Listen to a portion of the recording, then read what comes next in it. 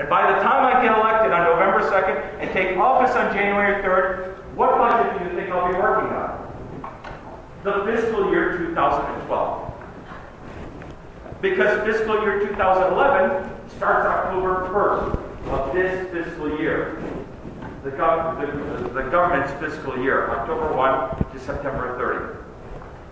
And they have just recently deemed that budget to be passed. Not truly voted on it, but deemed it to be passed. And in this budget, we have $1.6 trillion of deficit. And for those folks that may not know, a deficit is the year-to-year red. The debt is all the deficits combined. And I'm not just speaking for Republicans or independents here. It's all of us Americans. We need more patriots and less politicians. Because once we approach, and liberals and conservatives will tell you, economists across the spectrum will say, once we reach $15.3 to $15.5 trillion, that's when our entire economy will be upside down. We're almost there, folks. That's when our GDP will be far surpassed by our debt. Our gross domestic product will be far surpassed by our debt. And we're almost there. When I hear politicians or even individuals talk about the fact that it's going to be our grandchildren or our children that are going to be inheriting this, that are going to have hard times paying this off, folks, this is us. This is us in the next 2 years. This is all of us in the next 2 years. And then what we're going to be seeing is we're going to see one of three things happening. Either we will start making missing interest payments on our debt, and the dollar will fall and the economy will collapse. Or, number two, we will start making draconian cuts and increasing taxes like you would not believe. And then our economy collapses. Or, number three, this president will make Jimmy Carter look like a national hero. Because for those that remember 1978 and 79, and I was just a kid, but I remember my dad taking me to Taco Bell and just buying one taco because he didn't have enough change for a second taco for himself. I remember these stories as a kid. And I don't want our kids to go through a difficult time, grow up in an economy where they don't have the same opportunity. That's what's motivating me. Motivating me is the fact that I love it.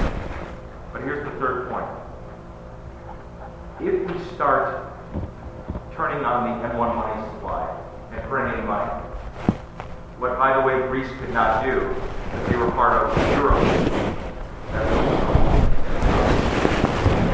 They were part of the European Union. But our nation,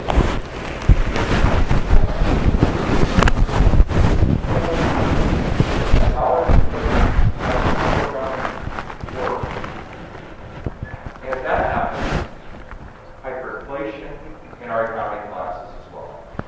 Today, or tonight when you leave here, you can go on to Google and put money, Zimbabwe, and you can buy a $30 billion Zimbabwe bill for $1. By the way, that $1 US will buy you more than that $30 billion Zimbabwe bill.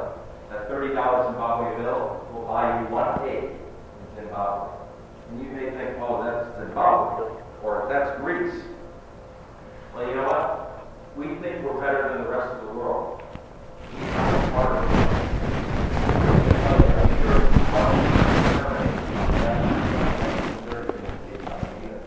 And they destroyed their economic system. And I strongly believe that all of you are here because you're uncertain of what's happening, and you're frustrated. You want answers, and you're looking for a candidate that you can truly believe in, instead of just hope and change, or this, or that. And that's why I come to you, all of you, and I say that I'm just as frustrated with what the Republicans have done in their years as I am, if not more, with the Democrats in the last 2 years. So I stand before you, ready to take your questions, and before you leave tonight, I promise you that I will uplift you with some positive hope. Because I am an optimist, and I believe in positive hope, and I believe that's what Ronald Reagan did. Because my parents used to be Reagan And that's how we switched over to the Republican Party. These days, a lot of times people don't know what the Republicans are definitely stand for. But I can tell you, what I stand for is my home. What I want to stand for is for you and for my family. And if it costs me being a one-term representative, so be it. But someone has to stand up. And that's why after tonight, we're done with tonight, I'm going to have to somehow either join our team or my accountability partner. Because if you don't like what I'm doing after the election, I expect you to kick me out or to give me a good comment. Because I work for you. And that's why we need our website, RockyWood's. I'm not looking for a job. I'm looking to work for you and my family. So with that, I am honored again and thankful that you came here. And I know it's a little warm, but that's all right. And Mark, thank you again for the beautiful introduction. I did come here. I returned back and see the flyer. That was a thinner, slurper version of me 41 weeks ago. I returned back. And it was actually about 40 weeks ago. I got back from the war. I drove by here because I sold my car. When I left, and I was trying to see Audette to see what they had. And I drove by and I couldn't believe either times are really, really good or times are really, really bad.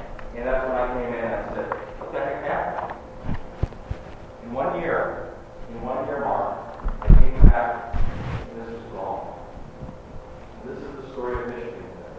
So I hope to answer your questions because I know you have some real intricate questions on revitalizing the economy and so forth. And by the way, I'll make you one last promise before we go to the question.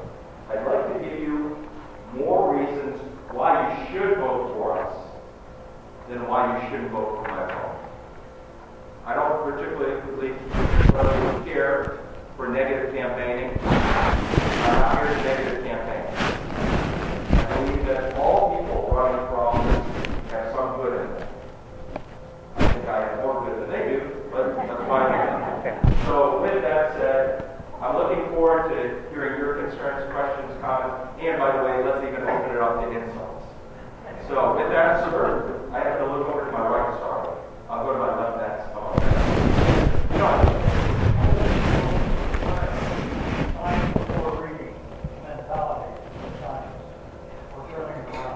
The gentleman about reading bills before signing up before reading before you read them. And I talked with Gary Peters personally about that. And I said, you're an attorney. You would never, ever sign anything that you haven't read personally, or you would never suggest to any of your clients. I disagree with you, sir. Because in Washington today, it's not what you read and what you know, it's what the leadership dictates to you and tells you what you know. And that's the problem. Because, let me tell you, I know this firsthand, because I took on Governor Engler as a Republican state rep, the young state rep in Governor Engler, and I kind of hit, and we disagreed. And I realized that the political system that we have developed, even though it's a great system of bipartisanship, I mean, we have two parties instead of parliamentarian system, the leadership will tell you how you should or should not vote. And it's what type of backbone of an individual who is sent up to Washington that stands up to that leadership and says, no, enough is enough. But to answer your question, I do agree with you on the fact that we should read the bill and understand what you're actually voting on before you pass the bill. I do agree with you on that. Is that what you were asking, sir? I believe that, I will tell you this much, our campaign participated in a program called readthebill.com, I think, or .org. And what it was, this is a great one for you. What it was Gary Peters actually said that he read the bill, and that's why he felt, because Oakland County, we're talking about the health care bill, by the way. But Oakland County supported the health care bill, and that he read the bill, and therefore he felt compelled to vote for it. Well, if you remember, the bill came out Friday night, and they voted on it Saturday evening. We participated in this project, and it was out of Tennessee, actually. A representative out of Tennessee started